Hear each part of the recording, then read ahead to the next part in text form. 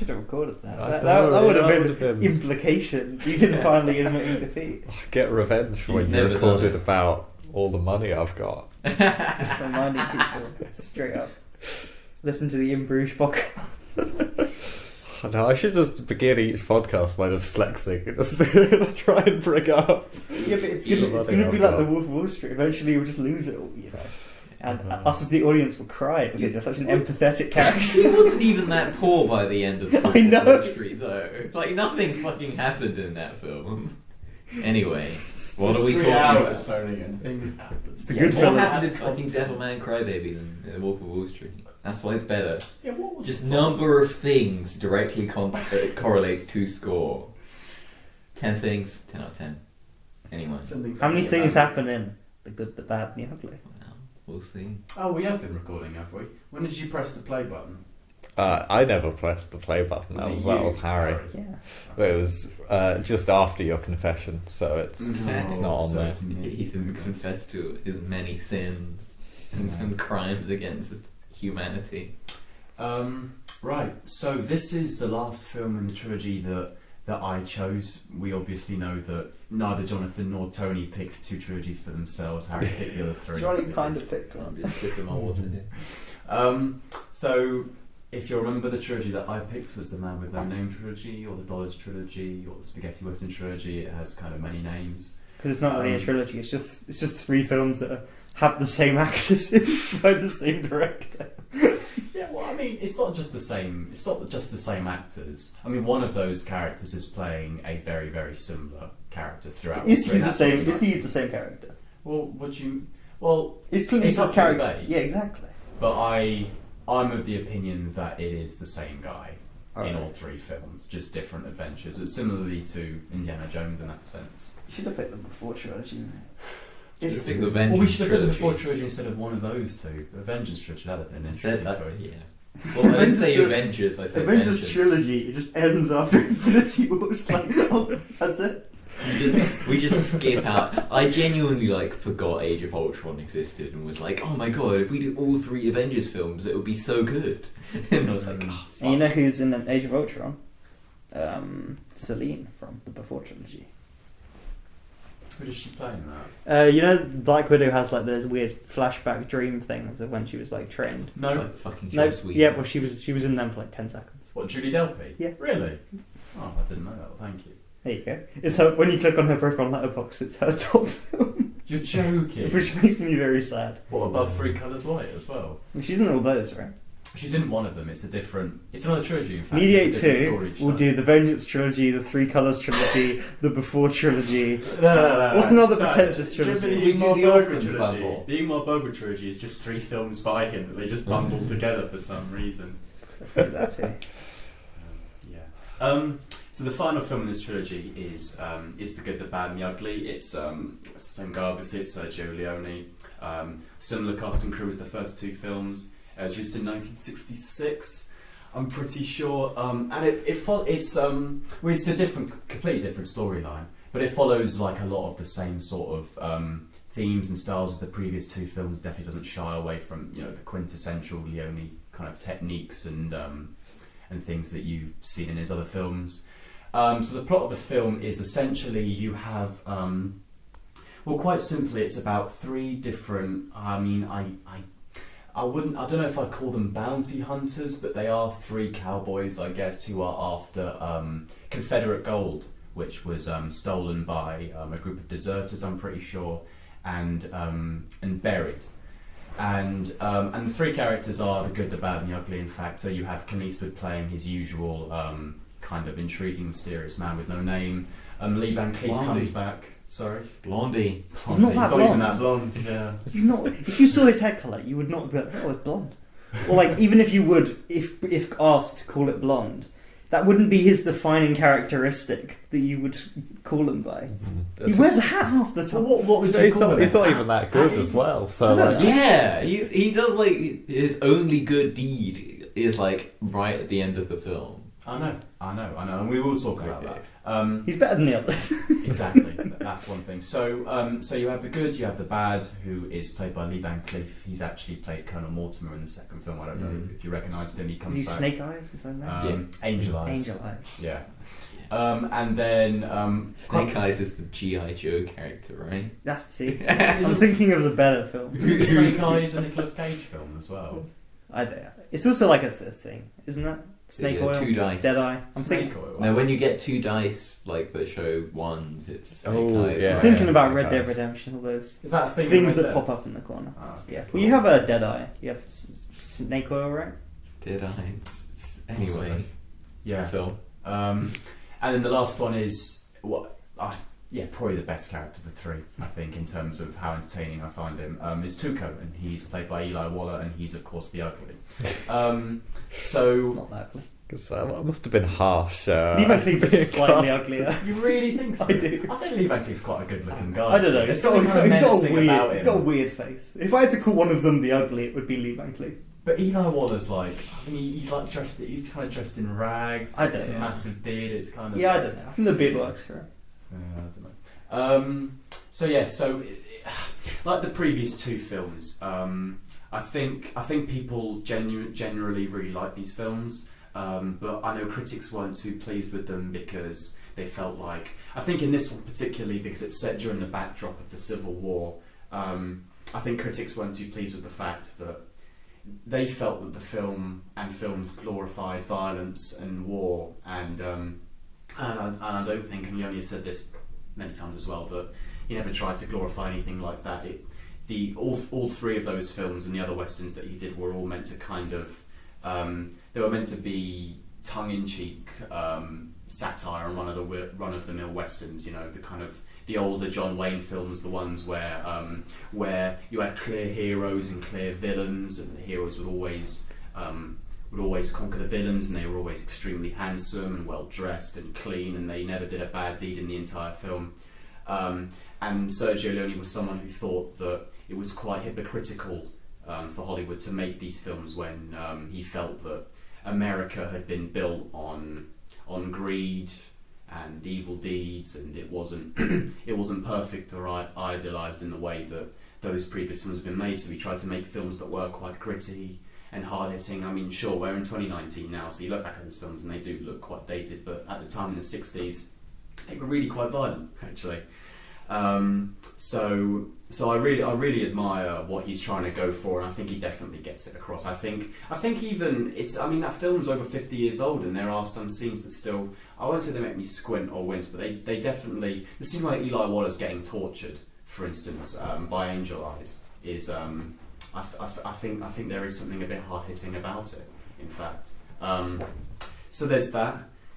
So that's one thing. I think it's out of all 3 films, I think what makes me like this one the most, and why it's one of my favourite films, is that I really, really admire Leone's vision and scope. I think if you compare it to the previous 2 films, you had A Fistful of Dollars, which was set in one town, and it was very sort of self-contained in that sense, and for Villas More it kind of stepped up a little bit, and it was set over the course of a couple of towns. But in this film you get the impression that they ride across half of America. I mean, the actual stages that they get to on their quest to find the gold, I mean, it's really, I mean, there's scale and there's magnitude, and it's really, I think it's really quite incredible to watch. I mean, they're at a mission, they travel across this massive desert halfway through. They go to a prisoner of war camp.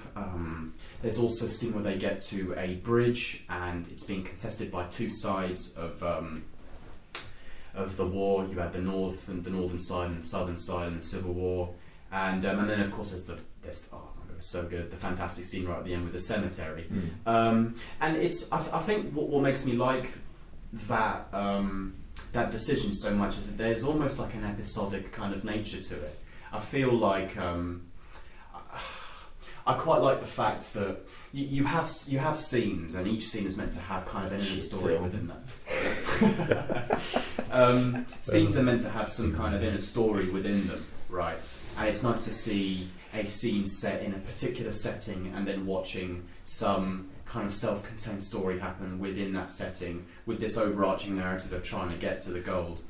So there's that.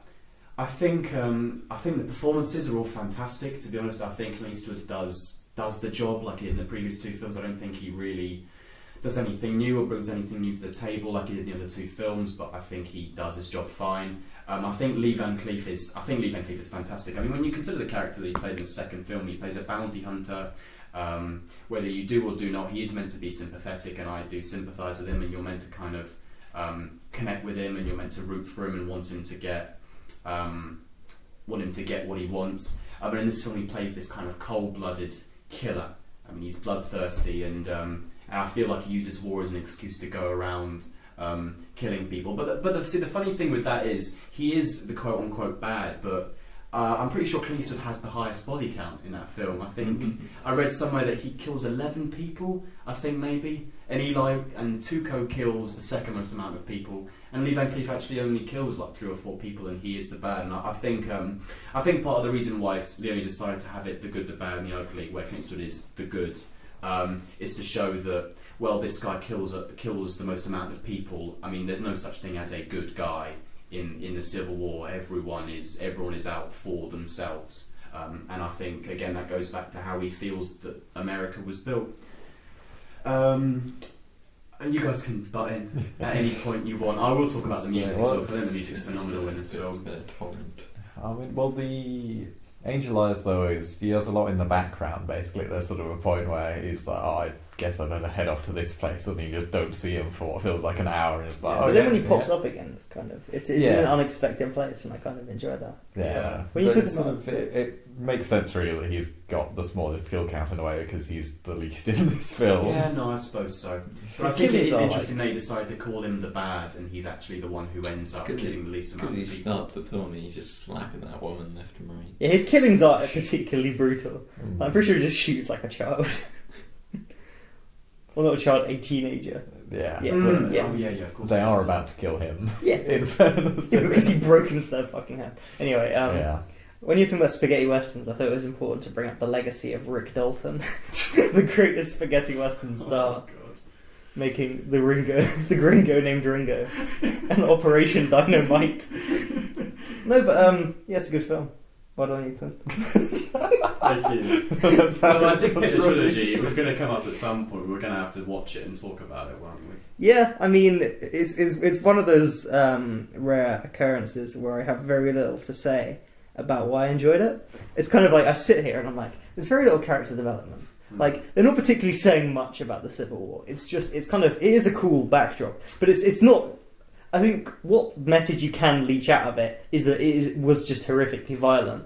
But then, like, the politics of, like, war is bad on both sides. But, like, the Civil War is one of the few justified wars where it's like, they fought for a pretty good reason. Yeah, no, I understand that. Yeah. And even if one side has an undeniably better thing that they're trying to push for, I mean, when you look at individual sides, I still think that you can't deny the fact that both sides were brutal, because it is a war and these things have to happen. Yeah. Whether one side was justified more or not. I'm not saying that the northern side shouldn't have fought that war. I completely agree with them; they were justified. But I think the fact that you have that scene at the prisoner of war camp, where you have the northern side, which is meant to be the better side, and you have I actually really love the scene. It's a scene where there's this kind of orchestra of people, and they're playing music to hide the fact that prisoners are being tortured from their superiors, and it's a really I think it's a really emotional scene. But I think that just goes to show that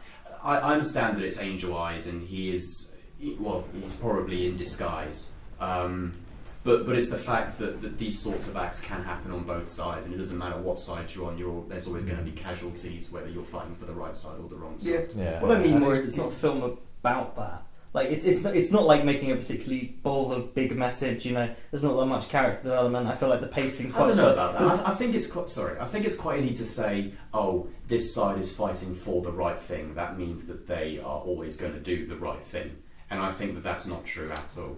Yeah, what I was trying to do. The right thing, though. Yeah, what I was trying to do was quickly list negative things, but then go, but it doesn't really matter, and I can't quite understand why. If I try and analyse the film, I find a lot of problems with it, but when I'm actually watching it, none of them affected me or impacted me. Sure. It's kind of, I'm kind of confused why I like it so much. I think the duel It's is literally good. just an excuse to watch Clint Eastwood whip his poncho up and shoot guys quickly. He manages. He takes out 3 guys twice in this film. If you're keeping There's a track. key plot point where there's 5 guys, isn't there? It's like, he can't take out that many guys. he's only got a certain number of guys he can take out. And he's like, damn, I won't be able to take out this many guys. That's a bit of character development.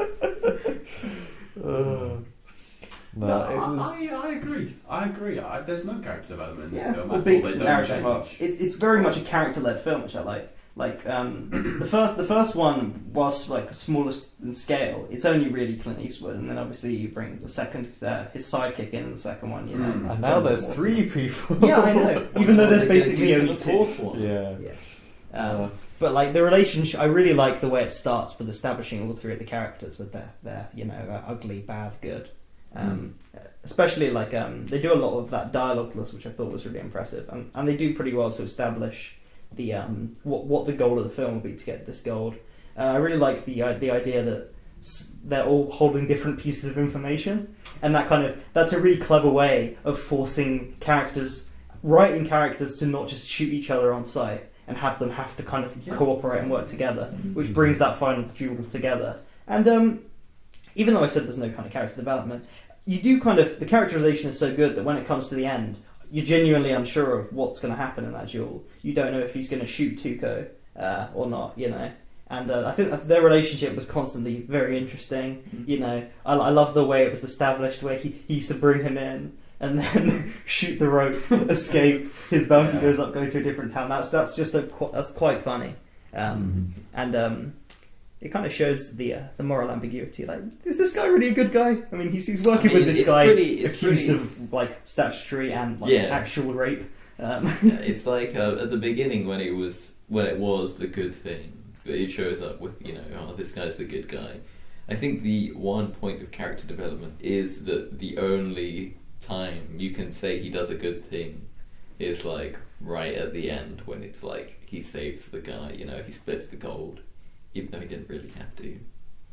Oh, that's not what I thought you were talking about when you said he does a good deed. I thought you were talking about the bit, in fact, just before it, where he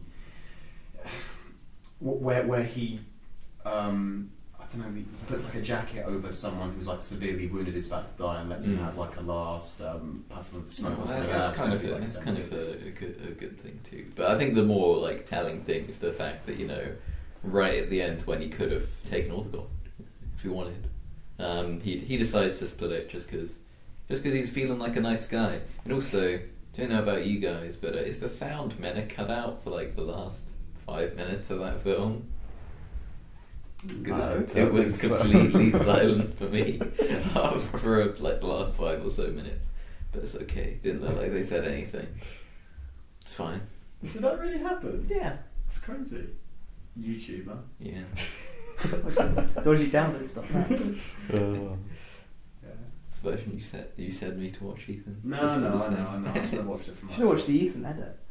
You watch the director's cut of the film, and then Ethan just keeps in the 2 scenes he likes from the director's cut, and forwards through the 2 scenes he doesn't like from the director's cut. That's the way we watch the film. I wish I had watched that, because I think that there's definitely, although I do see the appeal of the fact that, you know, you say they get larger budget as they go on, right, in the first one, and this one, you know, shows that with the many settings, and that does make it feel like a really cool, you know, adventure film.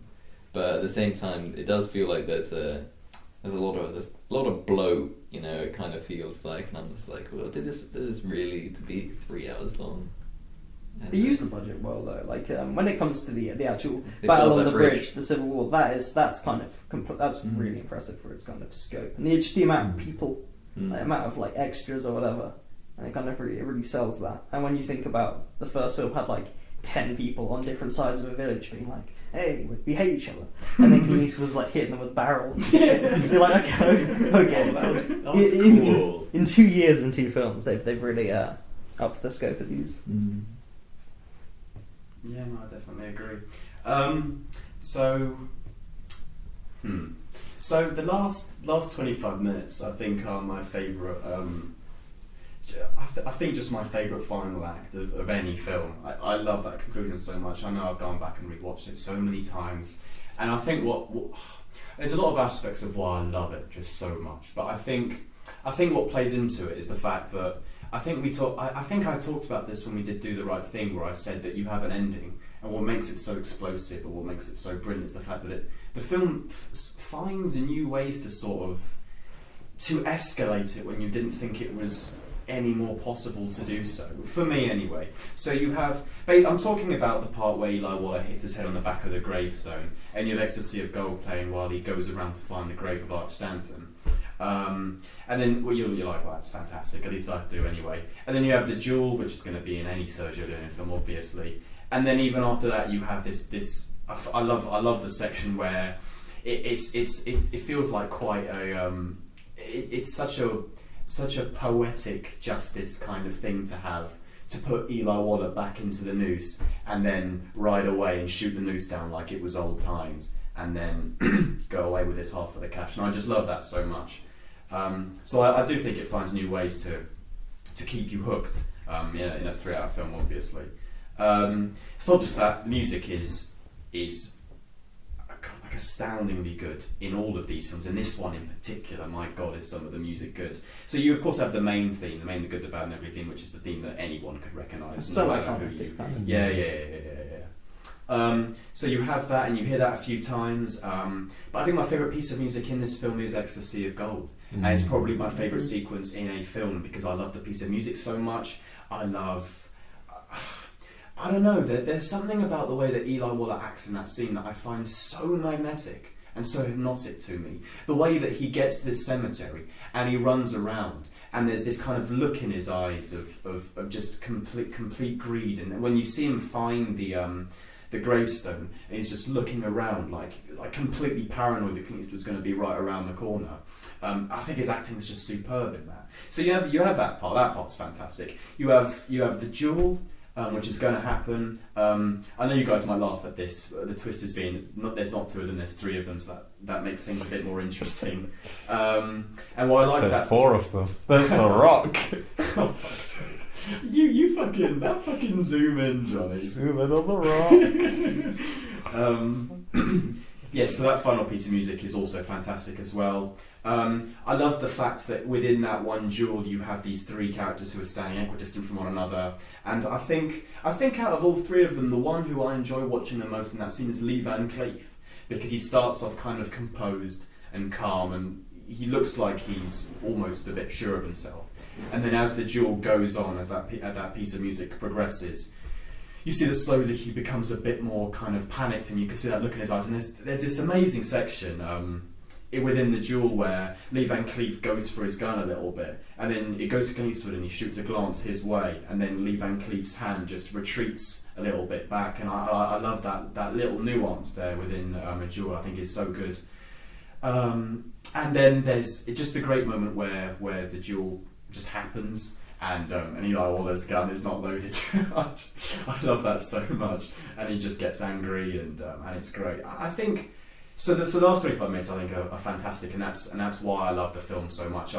I really like everything up until then, but it's just that ending that really just blows me away every time I watch it. I remember when I first watched this film when I was so young. I mean, this and I think the second film in particular were 2 of the films that really got me to fall in love with films, and I really can't thank it enough for that. So yeah. Yeah, the filmmaking is fantastic in that kind of final sequence as well. Like you said with the Ecstasy of Gold, the way the camera moves around, you must have like early POV. And I love in the duel the use of the close-up. I know we've already talked about the zoom and how it's been appropriated in comedy filmmaking now, but I think it definitely works in these films. Because I love that despite these guys having great distance between them, the camera is just so close to their faces. And it really takes its time. It's really tense. The music helps. You have moments of kind of quiet along with Morricone's incredible score.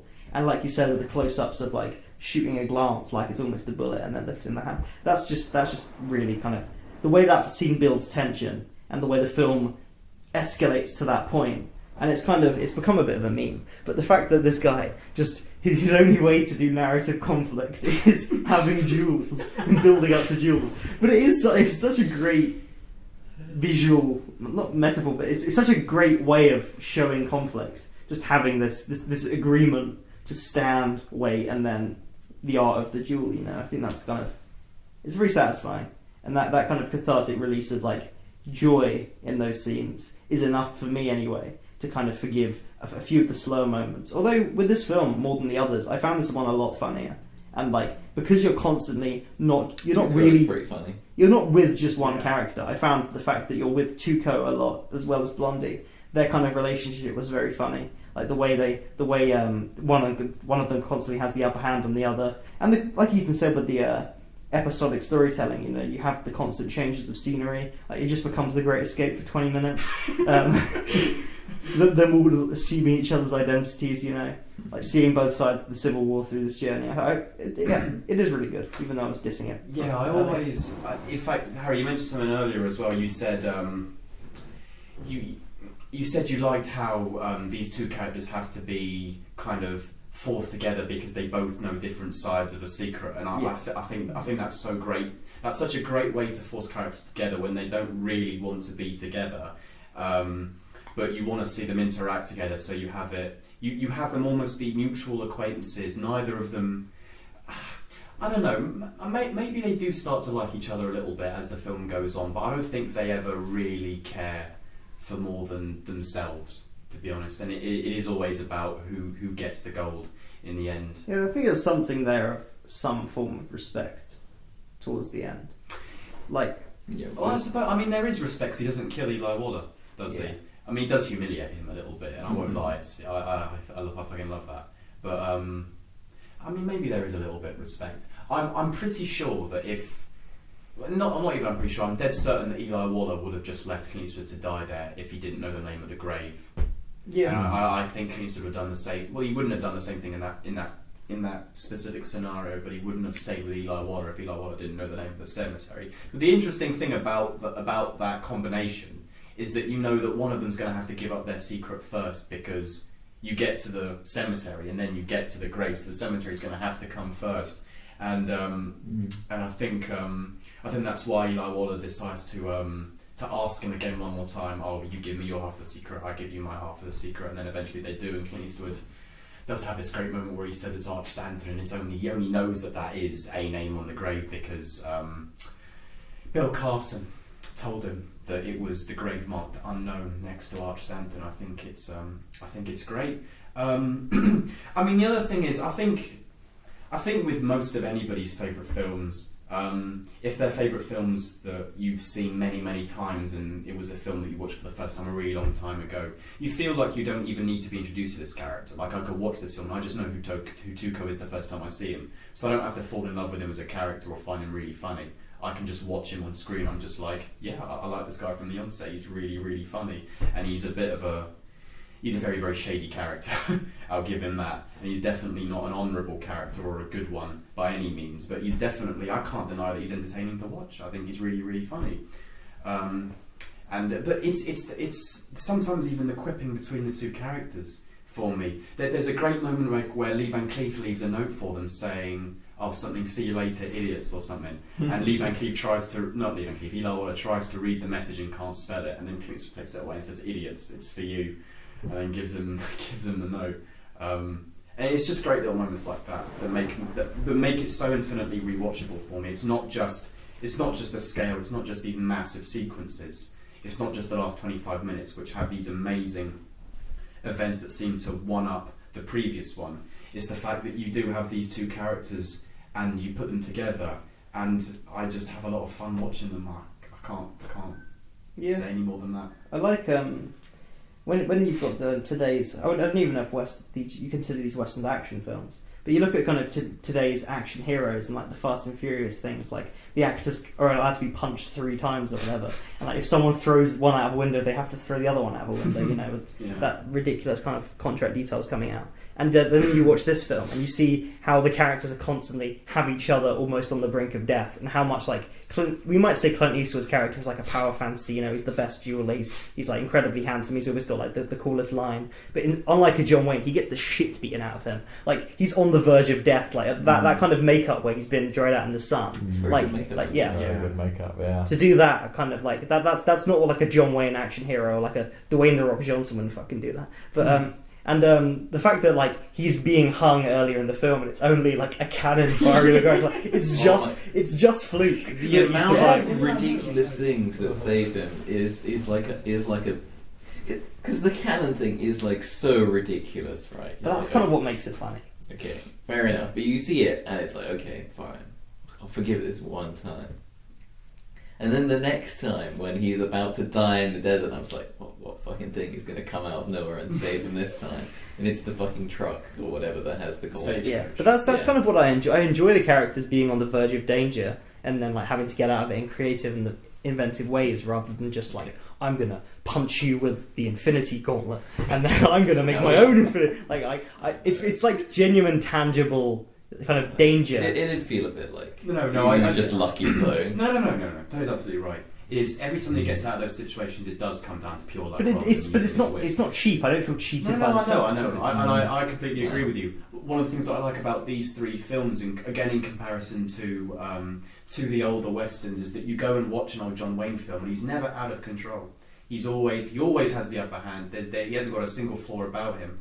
And in these three films, Clint Eastwood he can shoot abnormally well for a human being. Yeah, but then sometimes he doesn't have access to his gun, and then there's the scene where they're in prison, where then suddenly Lee Van Cleef has the upper hand, and then Tuco is pretty much sent to his death, and he uses his cunning to kind of escape from that. And I definitely enjoy the constant like tug and pull of these three characters. Yeah. It's mainly two characters, but constantly one-upping each other and lying and manipulating and trying to kind of get the best of each other in this very clear end goal. Like I do like a film that sets its end goal out very early, where it's like, look, there's some gold. They're gonna fucking get the gold, okay?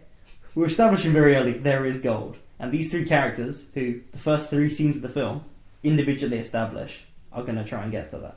And I do quite like that because then it's not about the plot really. It's just about the journey and the characterization and just the individual moments and kind of what they could tell us about the West, the Civil War. Like I said, but the kind of talking about the Civil War, apart from it is very violent, I don't think there's much to say. I mean, I know we've already kind of talked about that, but I'm kind of wondering what Jonathan Knowles thinks about this film. It's been quite quiet. So, Johnny, what do you think? I was trying not to use that a lot. Don't give the fans what they want. I know you're listening, Quinny. The fans want merch. That's what I keep saying. We start selling t-shirts with our faces on. Yeah, can we just do like that shirt, the good, the bad, and the ugly one? Yeah, we should just sell our own clothes to them. I just imagine me going around in a shirt that's just, what do you think, Johnny? I like to think Dan's listening to this and he's just not seen the film. He's just sitting through a podcast discussing a film he hasn't seen. I mean, I'm sure he's done that with like every other podcast, right? You didn't watch City of God or Old Boy. Why would you do that? I don't know, because he likes listening to our voices. That's very good. He listens to us while he sleeps. So what did that? Yeah, so I really like the end of this film. That's pretty great. But I had less of an impact having already seen it, courtesy of Ethan. That's a pretty dumb thing to do. Hey, I mean, I had no idea, Jonathan. I mean, I imagine you've tried to show me the scene from the film multiple times. I know. I'm not watching it. Fair enough. But in fairness, I didn't realise that I was going to pick this for. I showed Jonathan the scene from this film a year ago. Like, it was that long ago. I had no idea that. I assumed I would pick it for the podcast one day, but at that point I was just like, Jonathan, I want to watch the end of this film. I'm going to fucking watch it. You can sit here or not, and I hope that you do because it's a really good ending. Mm-hmm.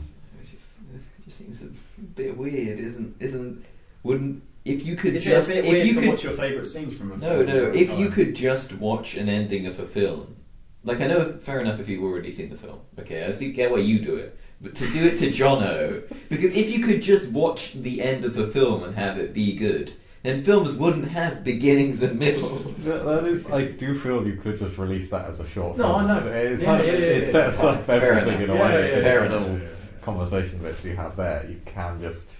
You can imply. It's a cold open. The final scene cold end. is the cold open. The rest of the film is just the bit that's not as good as that. But to me, Yeah. Tony, when you say something like that, there's no difference between watching a film and then just knowing the ending. How many films does Harry have the ending spoiled Oh, for? every- He I know has the just ending of gone back every and film. just watched. I probably know the ending of Neon Genesis Evangelion. Don't even know what anything about I mean, it. you know the film that is called that. Yeah, I probably know about it. I probably know the entire plot. Just randomly saw it I somewhere. mean, you won't because it fucking gets weird. But Yeah, isn't it like live action and shit? we'll see. No, I think I actually do know. We'll see. Yeah, I actually do know the end. I just realised I do know. Have you seen it? I just being. I just saw it. I saw it. Why video. does it? Why does it get live action? I don't know. It's anime, isn't it? Let's move on. Fuck. What's it about? Better film another time. I'm sorry, Ethan. I disagree. I haven't even seen Genesis Evangelion. Yeah. Evangelion. Probably know the ending of Night is Short, Walk on Girl. Or just make it up. It'll be true. No, my luck. Going back to this film. I mean, you don't know the end of Ghazi's Wing and you've watched it. Oh no, I do because it's really funny. You don't know the end of because you haven't watched it. Sorry, it was down. You should have seen it. It's on Fair YouTube. enough. You No, fucking it's subjected on us to YouTube. it. Guys, tell me how to watch Source Code. And you No. just picked it. Would have had Source like- Code's got a bad ending. No. We've been very sidetracked. There needs to be the director's cut of source code that cuts at the very obvious point you should cut the film. That's Remember what I'm that? gonna say. Robert Pattinson rom-com, but the twist is that it's 9/11. It's like a normal rom-com, but the twist is that he has a meeting and then he gets killed. What's the name of this film? Remember me. Remember Me. Tony's gone. Did you not know about I this? think I've you never heard told of me it. about that before. It's like a normal rom-com. The idea And then is the so point- funny. The penultimate shot is just him in the Twin Towers, and it's this September 11th, 2001. Oh my, can you imagine that being like a film released on like Valentine's Day? You just go thinking it's a rock. 9/11. Alright. Because they've had an twist. Jonathan. Is it set in the Iraq War? What do you have to say about this film? Because when you said that there's a slight twist in this film on Clint Eastwood walking into a village and shooting three guys, my immediate reaction was, what does the village walk to Clint Eastwood? And so now I just have in my head just this brilliant image of just like Clint in the middle of a desert just staring off into the distance at this village, and then it all just gets up onto legs and just walks round, plops down, he's suddenly in the middle just like looking round, giving it a sort of stink eye like this isn't right. It's like that skull from Brass Off. It's just. He really is. Let's be honest, this isn't as good as the best Western of all time, Butch Cassidy and the Sundance Kid. Say Butch Cassidy's better. Yeah, because it's way funnier. Oh, I just like funny films. That's Yeah. fair enough. I think Rango's better. And that's gonna Cowboys versus Aliens is of course the best Western. All right, but the thing with again, we're gonna throw in Cowboys versus Aliens, Rango, Star Wars is comparisons here, and I think that's just because like those are examples of seeing westerns and being like, all right, what can we do with this? Because I've brought this complaint up to Ethan a bit before, but it's just the idea that westerns, like, it locks down, to do that genre, it just locks down so much of the film. It feels really restrictive. Like I started the film and I was like, I just got the sense that it was like almost a bit by the numbers. Like, I get that they threw in some cool twists, like, oh, it's 3 people now, oh, he has to kill different guys in this film actually instead of other guys.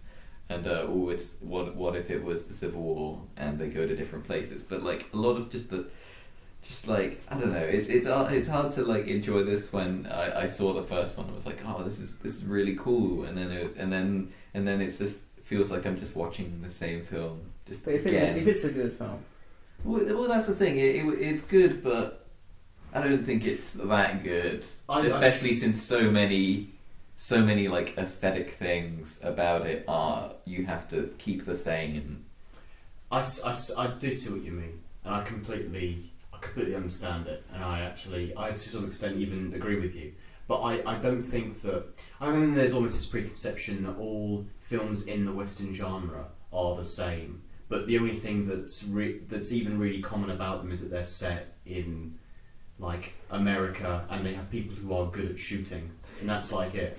And that's only because you've watched 3 westerns by the same director. They all feel the same. But if you actually, if you saw Once Upon a Time in the West, which is also by the same director with the same guy doing the music, I think it's radically different. It's the story it's trying to tell. Like, I mean, maybe you've played Red Dead Redemption, you know? It's about trains. Yeah. Exactly. And the only thing that's I guess every modern western or anything western related is definitely influenced by this film and the previous 2 films. Mm-hmm. But Red Dead's still like massively different, I think. Red Dead to those is films. like I kind of wish I'd watched this before I played Red Dead Redemption, because my god, like every single piece of like every like visual cue or like bit of music, it's just like this is just stealing from the good, the bad, and the ugly. But like so much of this film is in other films. But it's like it's also the fact that with these 3 films, they almost created. I mean, I know that I'm pretty sure that this is not the first example of any character in a film like this. But it's almost like Clint Eastwood in these films popularised the silent, intriguing, sort of man with no name-esque, I don't have a backstory, I'm just going to come and do stuff. And, you okay?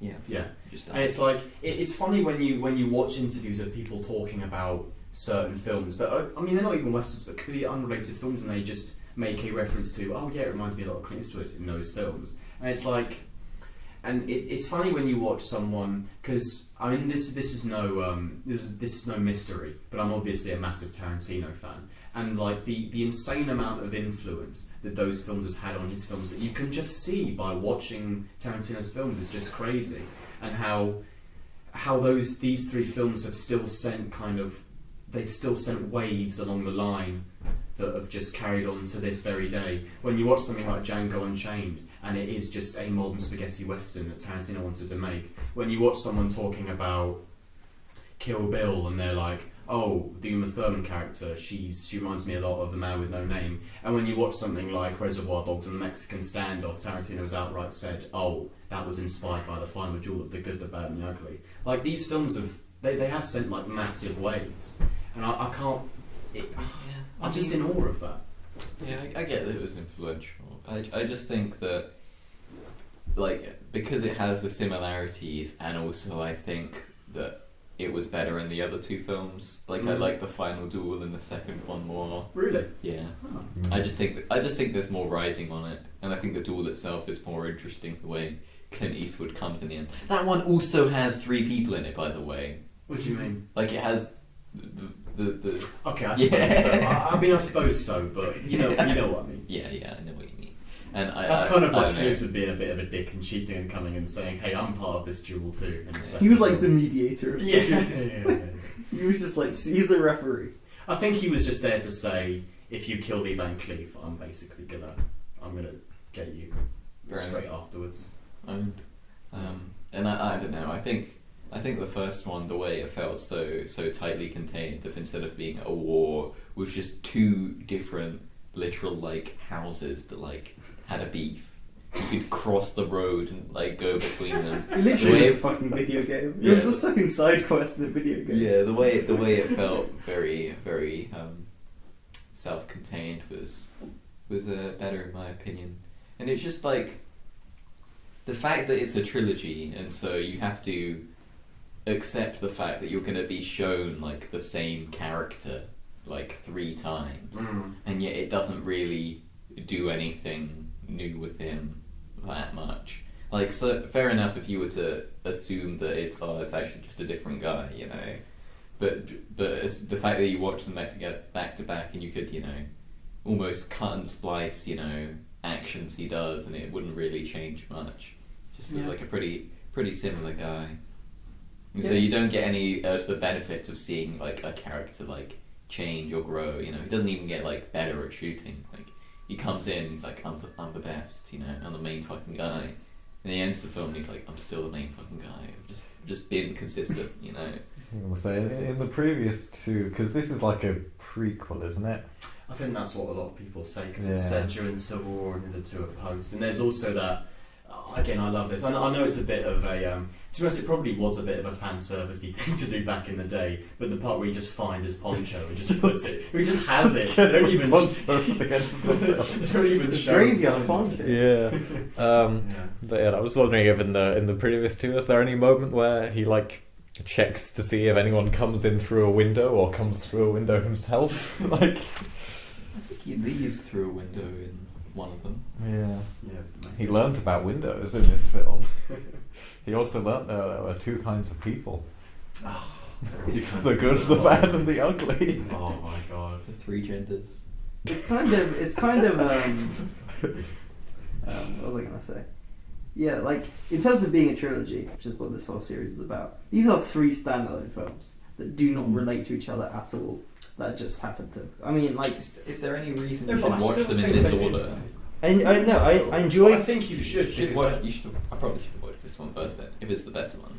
No. So I think that you should watch them in the order they were released. Okay. Only Fair enough. because. Nah, In my dollars opinion, more, they get good, the better. bad. Few dollars more, good, the bad, and the ugly. Don't watch this sort of works. Okay. Unless you want to be like Biff Tannen, and then when you see the great flick when he lifts up to reveal the metallic bullet vest, you go, great flick, great frickin' flick, which is my favourite line. Yeah, because like in terms of the different trilogies, Star Wars was like a standalone film that then got 2 sequels. You know, Lord of the Rings is pretty much the only one that was conceived of as a trilogy, where these are 3 parts of the same continuous story, not kind of individual. And this is probably the most. Indiana Jones is kind of. It's the same thing because it's like the same character but different adventures that they just happen. to Indiana go Jones on. is slightly more in the way that I think you should watch Raiders first, because that is a standalone film, and then there are sequels to Raiders. Whereas these are just individual films that stand completely on their own, and they have their own individual characterization and character development. I don't think if you knew nothing about Clint Eastwood and you watched this one first, you'd be like, "Who is this guy? What's his backstory?" Yeah. Because the deliberately vague nature of it makes these films standalone, which kind of. I know you like the first film, Tony, but I feel like it is so small. Yeah. And then when I think I would just rather. I kind of like that compressed. It's that definitely good. minimalist nature. But like, I feel like the second one just does everything that one does and better. Well, yeah, I don't know. I feel like the first one had more moments where it felt like he was being ingenious. You know, he was like using the fact that he wasn't in the first one. We made the joke. He wasn't just a guy with a gun. He was a guy with a gun who was like really intelligent, who could come up with plans. And this one is like, I'm going to get out of this situation by having a cannon fire underneath the floor. Yeah, that's. I don't want to go on about that too much because that's not my only problem. There's a director extra cut where you see the scene where he goes to the guy on the cannon. Skip past that. So what were the deleted scenes? So there's a scene. So one of the deleted scenes is. Do you remember the part where Eli Waller he just has 3 guys for no reason, and they go, and in fact that's the scene just before the cannon fire. Yeah. They show a scene where he picks up those 3 guys, and they're just mates of his basically. So there's that scene. There's the scene where Lee Van Cleef goes to that Confederate camp. It's just completely blown apart. That I actually quite like, even though the sound and editing isn't particularly good in that scene. Yeah, the ADR is particularly bad. Yeah. But that scene I quite like. So there's that. That wasn't in the original cut, I'm pretty sure. The scene where Tuco and Clint stop off at some battalion or something, and they ask, "Oh, do you know where Father Pablo Ramirez is?" And they say, "Oh yeah, so and so." That was in the original cut. They kind of just went. Tuco just kind of knew where it was basically. And there might have been a 4th scene. I'm just trying to. Oh yeah, no. So I think there is a 4th scene that was in the original cut. The scene just after Lee Van Cleef takes Clint Eastwood, and they're going to go off together, and then they're just by like a river. Do you remember? And like 5 guys come out of nowhere, and Clint Eastwood just shoots one of them, and that wasn't in the original cut either. Yeah. So I think that was one of the deleted scenes. I like that scene because that established his big problem. There were too many guys. He wasn't going to be able to shoot all those guys. I think one of my favourite scenes is when Tuco he's taking a bath, right? Oh, and that guy from earlier on comes up and he's like, "Oh, I've been chasing you. I've been learning to shoot with my left hand." And he just apparently bathes with his gun and also guns work underwater, and he just shoots the And gun. he has it under the bubbles, It's quite not underwater. All right, fair enough. All right, a wizard did it. But it's still quite funny. I do think that's. No, he it's 'cause he- says like if you're gonna shoot someone, don't talk. Yeah. It's really good. It's really funny. Which was ironic because like he just had the opportunity to kill Clint Eastwood for like 20 minutes and didn't.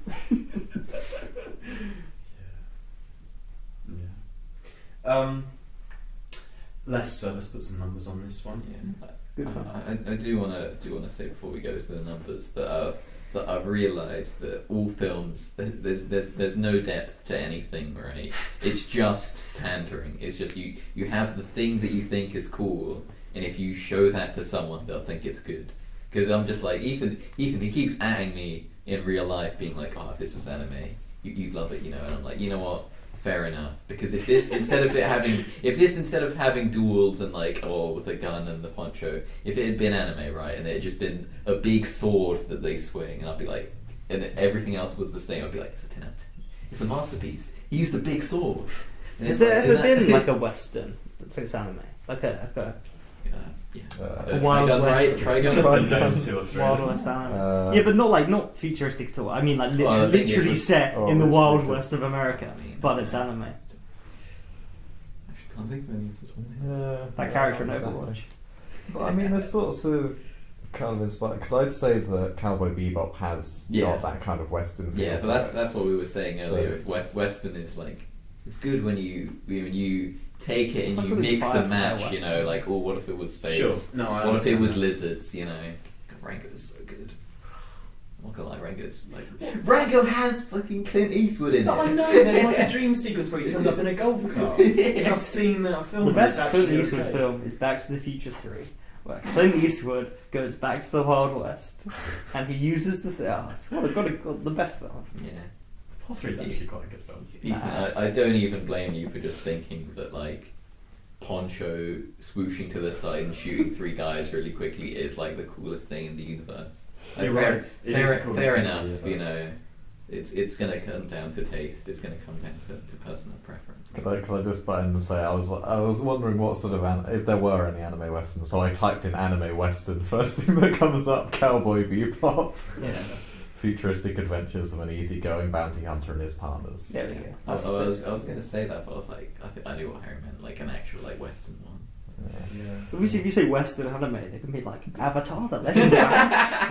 That was all I was wondering. Yeah. Right. You know what I do find quite interesting because I know that these 3 films were, I mean, they were definitely like original for sure, but they were still like inspired from something. Mm. Like I know because the first film is actually based on an old Akira Kurosawa film called Yojimbo, which is about a samurai who walks into a village to find 2 families at war with one another and tries to mitigate it. And I think it just has that unifying concept of I mean, it could be a gunslinger or it could be a samurai, but a mysterious figure who just comes in Yeah. without any backstory. It's RPG just- protagonist. Yeah. Chrono Trigger. Yeah. Doesn't say There's the generic silent problem solver. Just comes in, gets his gold and XP and leaves. Thank you, Volt the Willer. Right. That's- Neon Genesis Evangelion is on the list of westerns. Yeah, well, it's because it's sort of well, as you sort of say, it's the kind of mysterious gunslinger, like sort of unknown backstory sort of type. So that's why Neon Cowboy Genesis Bebop and Evangelion. Trigun. Less sure why that one's appearing. To I be honest. literally have no idea what It's that popular in the West. Yeah, rumours that. fuck's sake. That's what works. Alright. Full Metal Alchemist. Ethan. Is that your excuse for why Star Wars is a Western? Yes. It's popular in the West. First Star Wars film, George Lucas has said, is basically a Western. Come on. Second one isn't. That's why it's better. Yeah. Something. See, the problem is whenever we had that argument, you would conflate the original title of Star Wars: A New Hope, which is just Star Wars, with the name of the overall universe, which is Star Wars, and you Nah. would be confused. I always meant the original film. Well, The film Yeah. Star Wars that came out in 1977. yeah, but why would you say Star Wars then? 'Cause if you that's his theatrical title. yeah, like 40 years ago. Yeah, this is like we weren't alive then. This is like Quinn. I don't like it. I've got a problem with it. Okay, It's not a New Hope to me.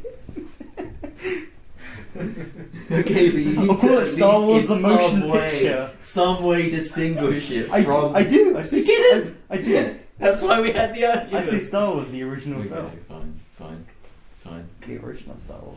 Ethan, give Good, the Bad, and the Ugly a fucking 10 already, so we can move on. Oh, see, I was thinking of giving it a high 7 actually, because I've sort of changed my mind. No, Jackie Brown's better.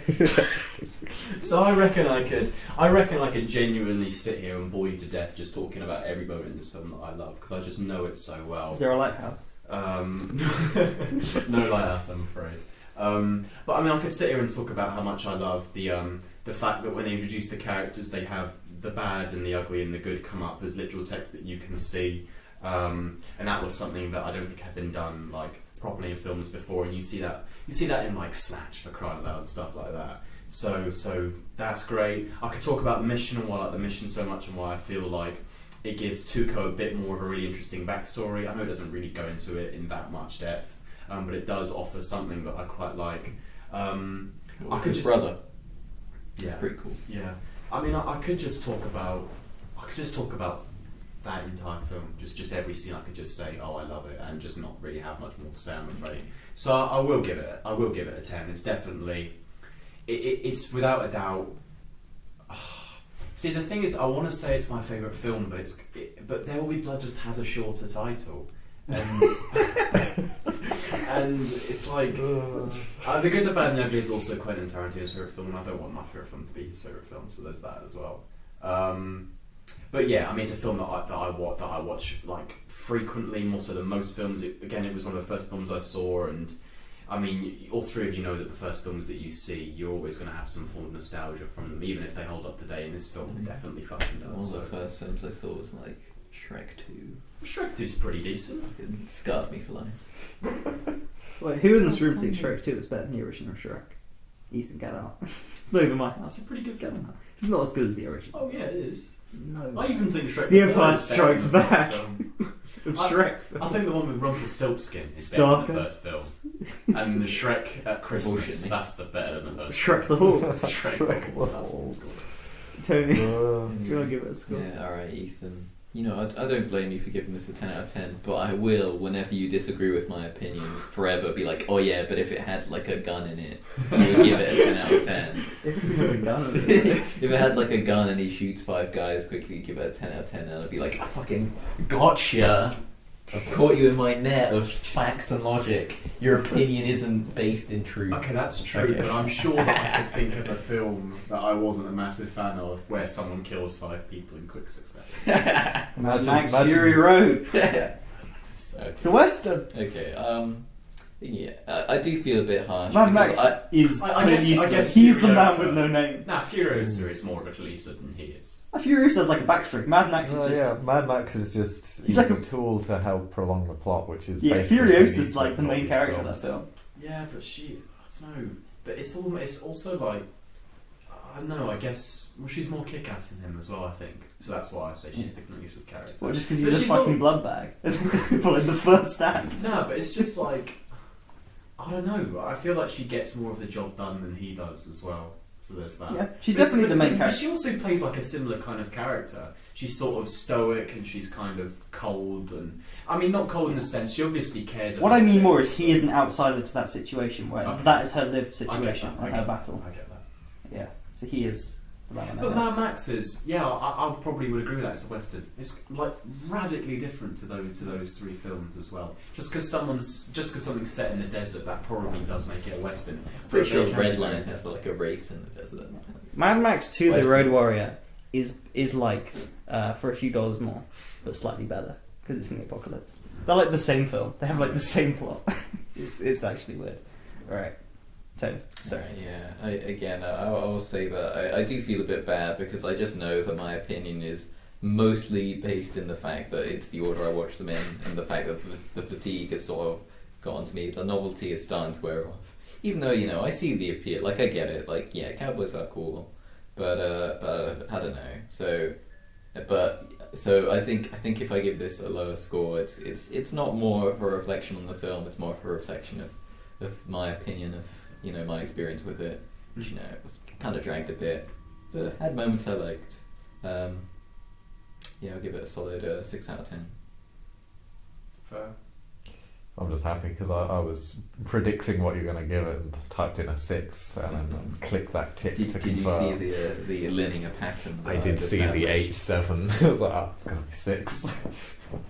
Drag. Get it to predict.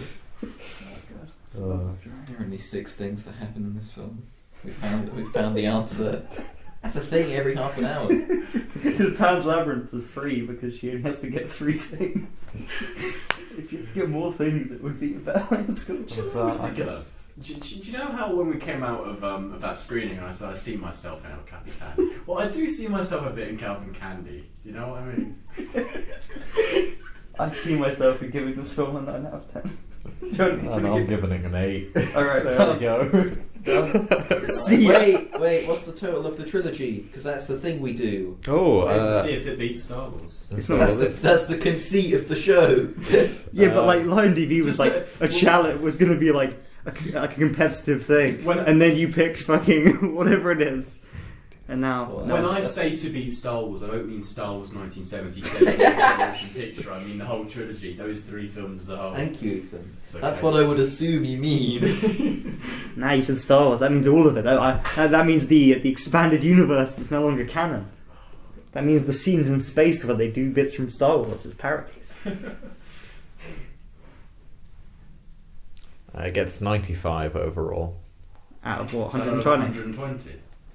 Yeah, that makes it's 4 points behind Star Wars. 95 out of 120 is pretty decent, I would have thought. Yeah, so it got 30 for a fistful of dollars, 32 for a few dollars more, and 33 for GBU. Nice. That's solid. All in the 30 club, which no longer I deleted that off my phone because pretty much everything's in the 30 club.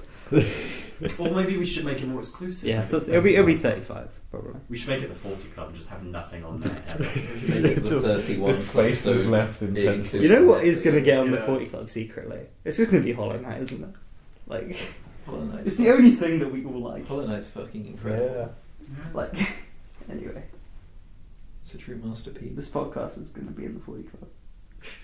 At the end, we're Dan, going can you to rate rate this each podcast? individual episode we did out of 10.